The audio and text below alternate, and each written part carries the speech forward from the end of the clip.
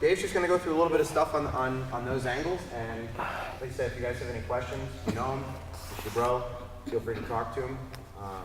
As it stands right now, if you guys don't know, he is under 400 in the world right now.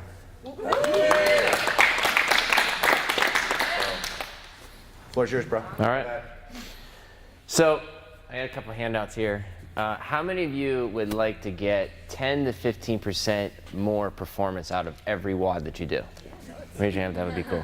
All right. So we're going to talk about that today. If you can, just take one, pass it around. Hopefully, if you ever come back in, you know, the red pill or the blue pill? The red pill or the blue pill? It's the red shirt. No. No, so when I left hockey, and I don't know if most of you know my background, but when I played hockey until I was 25, and when I played hockey for Cleveland, in the North American Hockey League, I got a hit with a slap shot in the face, and it shattered my nose in 3 different directions, deviated septum, cut the nerves to my teeth and my mouth, and it was awful. The year before that, I played 77 hockey games in Cleveland, and when that slap shot hit me in the face, I was in a state of where I hit the wall. I hit an emotional wall that just absolutely put me in a different place in my life. And so let's fast forward, that happened to me, a lot of things changes. You know, I've hit this wall in my life. It was about 23, 24 years old, and I'm like, this sucks, right? As I got going in CrossFit, well, let me back up. After my hockey career, I gave up on working out. I got up to about 200 pounds. I'm 175 right now, 205 pounds, and I did nothing. And you know, I did a couple other things. I did the P90X thing. I did the Insanity thing. I did all that, and then I met the CrossFit Exchange community, and that's when my life really changed. And now for a year and a half or so, I've been, you know, doing CrossFit. And what I realized as I was thinking about this wall is I was thinking about, you know, a physical wall and a emotional wall, right? And so I'm like, all right, this is where the breakthroughs are happening, or could happen. And so whenever you get into a WOD, everybody, doesn't matter if you're an elite athlete or a beginner, you hit a wall, right? You say, I'm done physically or emotionally. I can't do anymore. And so I started thinking about, how do you break through the wall? How do you do that? Does everybody know what I'm talking about here? Like, you're like, I'm done. I'm done. I can't do anymore. You know, we just did, what, 15-4, and we hit a fatigue wall. It wasn't really a cardiovascular wall. It was a muscle fatigue wall. The question is, how do you push through it? So I'm just going to give you some ideas of how to do that, some mental preparation ideas. The NBA, the NHL, Major League Baseball, when they draft a player when they're 18, 19 years old, they all have the management, general manager, owners, they all have an expectation that they put on this 18-year-old of what their abilities could be in the future. So the sheets that I handed out there to you, is there an extra one, by the way? Yeah. Good. So what happens when the draft happens is everybody is drafting this player or players on the idea that they will be at a certain ability sometime in their life. Hopefully next couple years where they can actually contribute to the team. So if you look at this chart, there's usually a high expectation and there's usually an ability. And a lot of times the expectation and the ability don't meet. So what can we do? There's two options. We can lower our expectation, or we can increase our ability.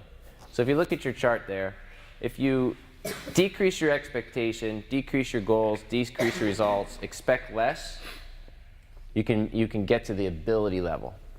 So a lot of times we have too big of an expectation when we get into a WOD of how well we're going to do. You know, if you're looking at the leaderboard or you're looking at different times on the board and you go, gosh, I can do that, and then your body's like, your body ain't gonna do that, right? So there's too high of an expectation, or the ability just isn't there to be able to perform it. So what we can do is we can lower the expectation. The other thing we can do is we can increase our ability. Now, increasing the ability which is what I feel like I went through the last year and a half, is working on your skill and your repetition. So if you look at the chart there, for us to increase our ability, we have to increase our time, our resources, our education, our reps, increase our skill, and implement process goals. And that's what I feel like I've really done this past year, especially with chest to bar pull-ups, because I couldn't do them last year. Where's Elena? Like, she judged me last year and it was no rep, no rep, no rep. And I think I've probably put 500 to 600 chest to bar pull-ups in without negotiating the process of doing those, just knowing I gotta put the reps in, gotta put the reps in. So my expectation can meet my ability. So if you look at the chart here, the difference between the expectation and the ability, there's a whole lot of hope. And the true definition of hope is that the belief that change is possible. That's what the definition of hope is. There's also potential in this gray area, and there's also confusion. So what I mean by confusion is your mind is playing games with you on your expectation, your ability. So we have a high expectation, low ability. So what do we got to do? We have two choices, right? Decrease the expectation or increase the ability. This is how we're going to break through and get 10 to 15% more out of our WOD. Okay? If we have a realistic idea of where we're at. The hardest thing to do, if you're going to increase the expectation or increase the ability, the hardest thing to do is what? Increase the ability. Because it takes time, it takes resources, it takes energy, it takes focus, it takes all that. Repetition is the mother of learning. We have to put in repetition. Malcolm Gladwell said that for you to be an expert in your field, you have to put in 10,000 hours. Okay? So that means 10,000 hours of double unders for you to be an expert. Can you imagine that? Just coming and doing 10,000 hours of double unders? No. Chest, no. Would be the Wall short balls. answer. Malcolm Gladwell also said teachers are at 8,000 hours. So the difference between an expert and a teacher is 2,000 hours of time and energy. So repetition. So whether you suck at it or not, it doesn't matter. It's a matter of repetition that you put in on a daily, weekly basis so you can have that expectation and ability meet each other. So it's even playing field right now. We all know what wall balls are. We all know what double unders are. We all know what pull-ups are, right? How can we get better? How can we get the expectation to meet the ability? All right? So here's the key. It's called mental preparation. You can mentally prep, all right? Think about it in terms of like your 5 senses. The WODs that are coming out now for the games, they're doing a demo, right? They show the standards, but then they show somebody doing it. This is called modeling. When you're watching somebody else do it, you can put yourself in that environment of you physically doing it, and you can trick your brain. Your brain doesn't know the difference between you mentally doing it and you physically doing it. It doesn't know the difference. So when you're talking about repetition, you can build mental reps, and that'll help you get through modeling. You can see yourself. That's why John always says, hey, go online and look at this guy. Go online and look at this guy. Study this. Watch this. So you can get a mental idea of what it is. When the WOD, a lot of times we come in and we don't look online of what the WOD is. Just take a moment when you look at the board and mentally see yourself doing the workout before you do it.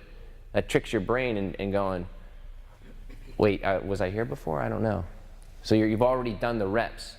When you get into elite athletes, NFL, NHL, it's very hard to do physical reps. You think about the NFL and your quarterback, if you're a wide receiver in the NFL, and the quarterback throwing you a ball 10,000 times. It's just not going to happen. Like, there's too many wide receivers, not enough time, the quarterback. So they do a lot of mental reps of them running down the field, doing a slant route, catching the ball. We can do the same thing. The mental preparation field in CrossFit is very, very young right now. Like, you're going to see more sports psychology coming out. It's just the path that they were going. There's so many videos on the skill development, how to pick up a barbell, how to do a proper snatch. There's nothing really out there in the mental preparation. So I think this is something that's very forward thinking. All right. So You can look at past performances. How well did I do before? CrossFitters love to debrief. You notice that? How did you do? What did you do? How did you do it? Did you break up the reps? We love to do that. That's what makes people crazy about CrossFit. Is this, we talk about it continuously. That's the past performance, breaking it down. You can have a verbal persuasion. A lot of times when John says, hey man, how many reps are you gonna do? I don't know. We're not gonna win like that, bro. You can talk to yourself saying, I'm going to do this. It's not an egotistical thing. It's mental preparation. It's saying, you know what? I'm going to do 51 reps. I only did 35 before. I'm going to do 51. You can psych yourself up and mentally do it. Or I'm sorry, you can verbally talk yourself into it. For there to be a behavior change, there's 3 things that need to happen. 1, you have to think differently. 2, you have to speak differently. Does anybody know the third one? You have to act differently. So it starts with thinking, then speaking, then acting. If you say you suck, you're going to suck. Hey, Yes, sir. Comment. So in the visual, or when you're like psyching yourself up, I've read research that if you psych yourself up, instead of saying, you know, I and me, you say your name and talk to yourself as if you're somebody else. And it's actually been shown through research to be more effective at helping you psych up. Yeah, that's good. That's good. The other side of that is the emotional state. If you can put yourself in that position and get yourself emotionally charged, it's the next level of the mental preparation. And then what becomes, and this can be weird, but you know, it becomes an arousal state, like you're sweating. You're seeing yourself doing it, like you're putting yourself in it. That's why sometimes people are like, hey, are you here? Hello? Because they're mentally somewhere else. You know, so in the terms of preparation for the WOD, and I know it's really hard to do if you don't know what the WOD is, but during the games, man, we have 4 days to mentally prep.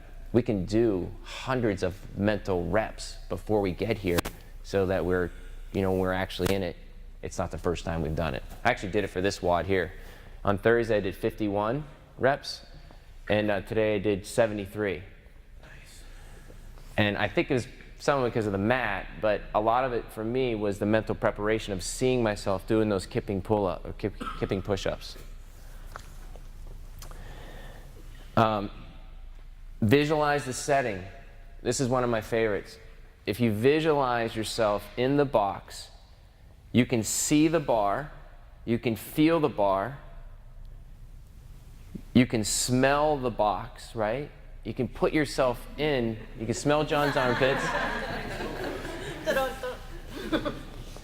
You know, so I'm saying use your 5 senses when you're mentally thinking about it to get that little extra so you're there before you're there. Does that make sense?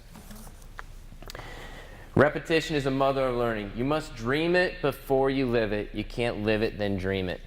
It's not how the world turns. You have to think it first.